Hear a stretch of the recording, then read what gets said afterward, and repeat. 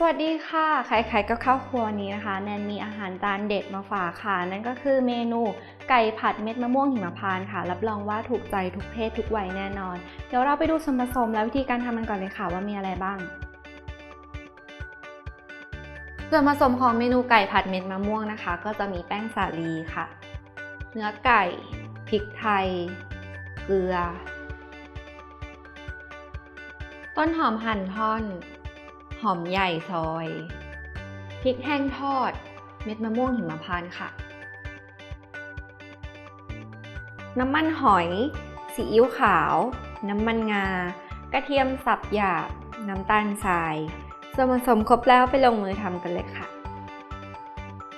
เรามาเริ่มขั้นตอนแรกของเมนูไก่ผัดเม็ดมะม่วงหิมพานต์กันเลยนะคะเริ่มจากเราจะ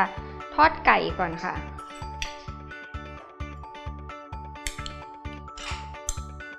เอาไก่นะคะคลุกกับแป้งสาลีค่ะพริกไทยนะคะเกลือนิดหน่อยค่ะก็คลุกให้เข้ากันให้พอแป้งติดตัวไก่ให้ทั่วนะคะเสร็จแล้วนะคะก็ตั้งกระทะนะคะใส่น้ำมันรอให้ร้อนสักนิดนึงค่ะแล้วก็เอาลงไปทอดเลย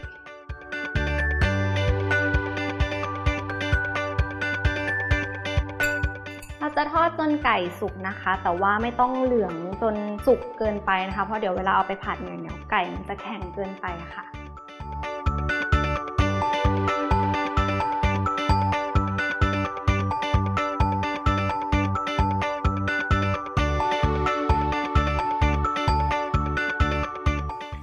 ตอนนี้นะคะไก่ของเราก็ได้ที่แล้วนะคะก็สุกประมาณนี้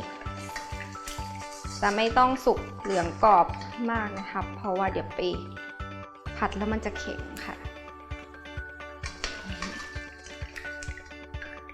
เดี๋ยวจะตักขึ้นพักไว้ให้เสด็จน้ำมันนะคะแล้วเดี๋ยวเราเอาไปผัดกันค่ะหลังจากเราทอดไก่เสร็จแล้วนะคะเราก็มาผัดกันเลยค่ะตั้งน้ำมันให้ร้อนนะคะใส่กระเทียมลงไปผัดให้หอมค่ะ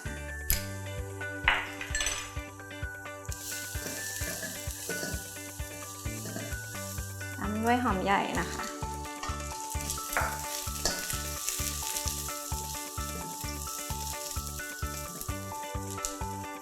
ผัดจนหอมสุกนะคะมันจะใสๆค่ะ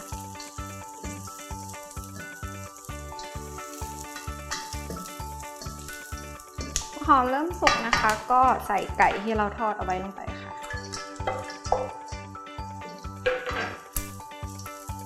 ตามด้วยถั่วเม็ดมะม่วงนะคะแล้วก็ปรุงรสเลยค่ะน้ำตาลทรายค่ะซีอิ๊วขาว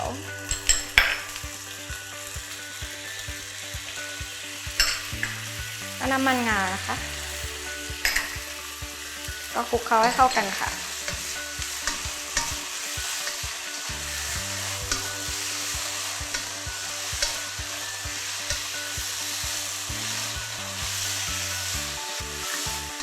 ทุกอย่างเข้ากันดีแล้วค่ะก็ใส่เป็นพริกแห้งทอดลงไปค่ะ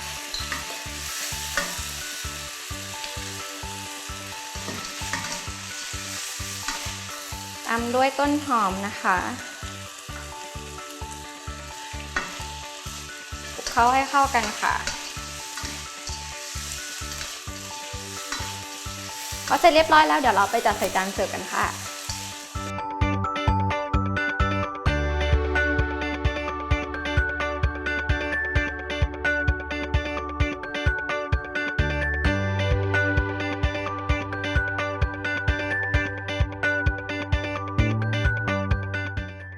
เสร็จเรียบร้อยแล้วนะคะสำหรับเมนูไก่ผัดเม็ดมะม่วงหิมพานต์นะคะเป็นเมนูที่ทานได้ทุกเพศทุกวัยเลยล่ะค่ะสำหรับสูตรและวิธีการทำนะคะสามารถติดตามชมได้ทาง foodtravel.tv ค่ะสำหรับวันนี้นำไปก่อนสวัสดีค่ะ